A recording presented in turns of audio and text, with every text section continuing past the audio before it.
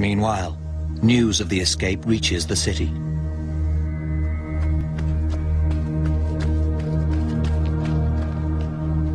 The men of the Senate hear what's happening. They know they have to act, but they don't believe this is any kind of crisis. To them, this isn't a national emergency. This is a local problem, a police action, not something we need to bestir ourselves about. 74 slaves is barely a fighting force. It's certainly not enough to disrupt the daily lives of Rome's elite. Capua might as well have been thousands of miles away, in that Rome sees itself as the center of the universe and completely invincible. A militia of 3,000 men is assembled to go and recapture the slaves. The Romans who are sent out against Spartacus are not seasoned legionaries. These are raw recruits. These are at best rookies on the police force, and they're the ones who have been charged with fighting these gladiators. The man who led them was an unknown official called Glaber, who seems to have been totally inexperienced, totally naive, no doubt did not take the threat seriously. Glaber and his men march south to Vesuvius. And Rome goes about its business. Sometime later, the first reports arrive of what had happened. Glaber had come to the foot of the mountain. He had believed that he'd blocked Spartacus's only route down. He's so confident he doesn't bother to fortify his camp. This is a major sin in Roman military thinking.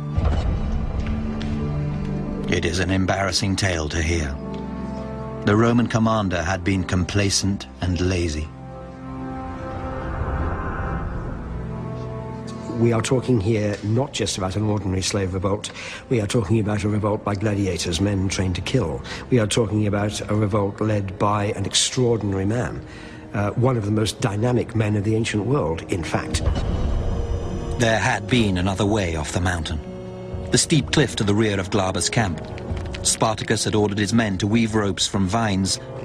Then they had abseiled down and launched a stealth attack when all but a few sentries were asleep.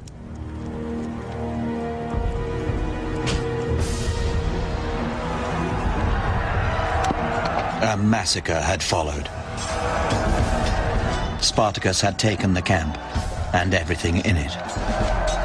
You'd have had gladiators used to hand-to-hand combat, taking on these Romans who are used to fighting in open squares, in formation. It was no contest.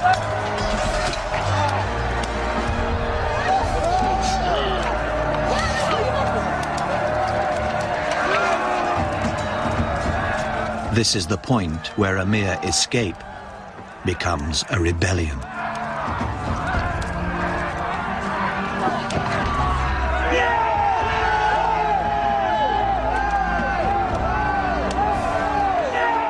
This is a wonderful gesture of defiance. He is saying, look, I can take this away from you whenever I like. You had the temerity to send these useless people against me. You are not treating me with the respect you should, and here is proof of that. I now have the formal trappings of your power. What happens on Vesuvius sends out a message.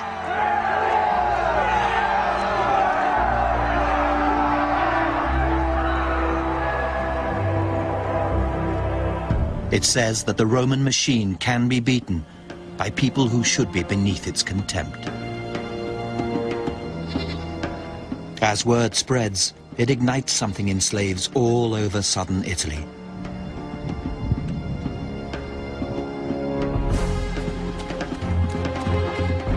They see in what Spartacus is doing a chance for freedom, and many simply run away from their masters.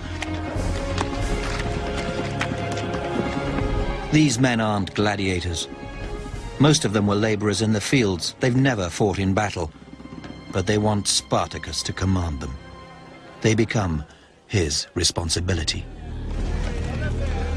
And they have different backgrounds. They speak different languages. As well as Thracians like Spartacus, there are Gauls, Germans, captives taken from wherever Rome's armies have fought.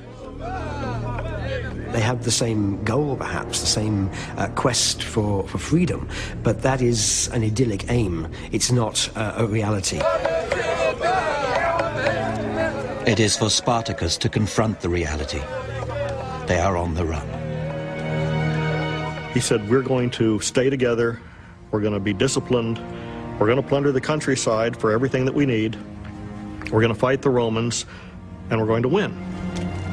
Spartacus the slave has become a leader of men. And he has to get on with the practical business of fighting a war. He knows that in an open battle, Rome would wipe these people out. An illegal insurgent force against the world's mightiest power. He must wage a guerrilla campaign. Spartacus faces months as a fugitive. He will be hunted by Roman militias. But he knows somehow how to outthink them all. Spartacus doesn't have much choice except to fight dirty. They're going to attack when they don't expect it, where they don't expect it. According to one report, when it appeared again that his troops had been cornered by the Roman forces, Spartacus waited till dark, and he gave the order for corpses to be tied to stakes in the ground. At a distance, they looked like guards. Spartacus sneaked his men out under cover of night. It wasn't until the dawn came that the Romans realized they had been laying siege to an empty camp. Spartacus shows an exceptional talent for frustrating his enemy, far greater than what could be expected of a slave, even a gladiator. He was particularly good at what we might call today unconventional warfare, even to a certain degree, guerrilla warfare. The Spartacus of myth is a slave who came from nowhere. But in truth, it's clear that he understands their tactics because he has been a Roman soldier. The Roman army is a military machine with a specific way of fighting. He has been part of that machine. He understands its strengths and its weaknesses. He's going to be able to understand the mentality of the Roman soldier. He's going to understand their tactics. He's going to understand their equipment. And he's going to know how to use that against them. He's going to know how to fight them in a way that they can't handle. He can pick his battles, choose rough terrain where it's difficult to deploy large numbers of men. That way, he can inflict damage, humiliation after humiliation on the troops that Rome sends against him.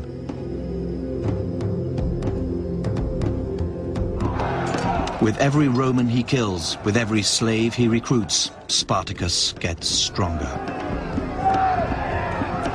But can his army ever be strong enough to match the full power of the Roman war machine?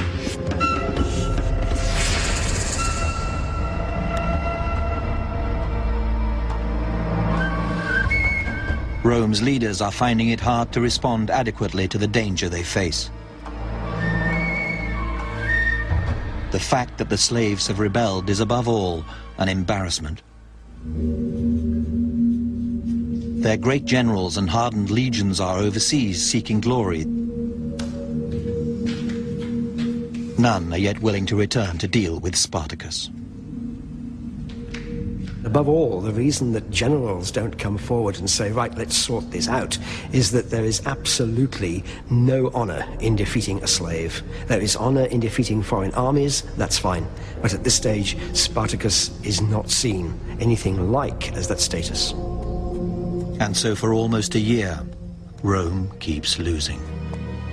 The Romans send further armies against him, each time taking it a little bit more seriously, but never seriously enough. In the months that follow the breakout, Spartacus evades or defeats every force that is sent against him. One commander loses his horse and is forced to flee the battlefield on foot. Another, Cassinus, doesn't manage to get away.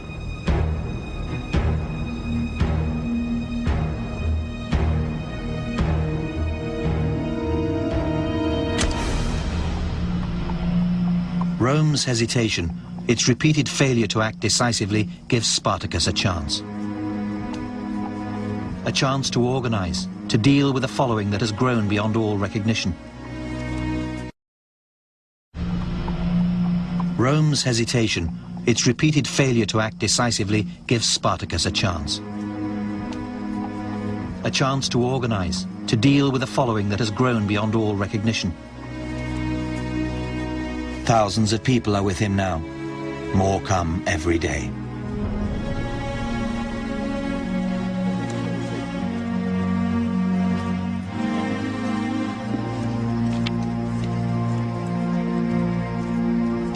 Some say there are women and children with him.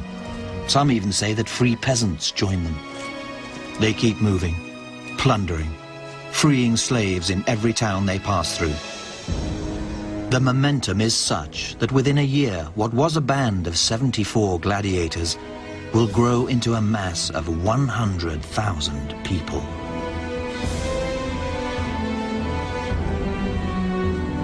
I think the motive for people joining Spartacus was the dream of freedom. Each success made that more likely. But it's not just a dream he gives them. He makes a gesture which has allowed historians and storytellers down the ages to paint him as an idealist, a reformer, a kind of social revolutionary. You've got a leader who's actually dividing the spoils equally amongst his men. And that's really refreshing to hear that in history. And that's one of the things that's very appealing to us now, I believe. There seems to be a genuine feeling for equality about him. He is effectively the leader of a new community.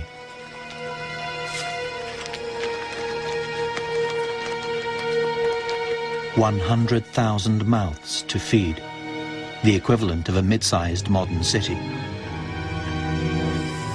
The larger the army, the bigger the problems of actually keeping them alive. In Spartacus, I think we're talking about a true leader. He has that ability to understand strategy rather than tactics. It's off the battlefield stuff as well as on the battlefield stuff.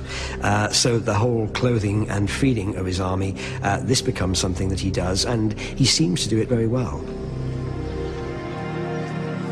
With a force grown this large, Spartacus knows that he can no longer keep fighting a hit-and-run, guerrilla-style war. In Spartacus's mind, somewhere he has to know that someday those veteran legions that are now in Spain and Greece and Judea and Syria are going to come back to put down this revolt, and then it will be an entirely different game. These are the troops that have carved an empire. They have crushed nations. Spartacus must prepare his men to match these legions in battle, or they will be cut down. But his actions aren't selfless. For everything he's doing, he also has a personal motive. For Spartacus, freeing the slaves was a means to an end. Contrary to the accepted myth, Spartacus is not a revolutionary. There is no grand plan to bring down the Roman system. This is about getting away.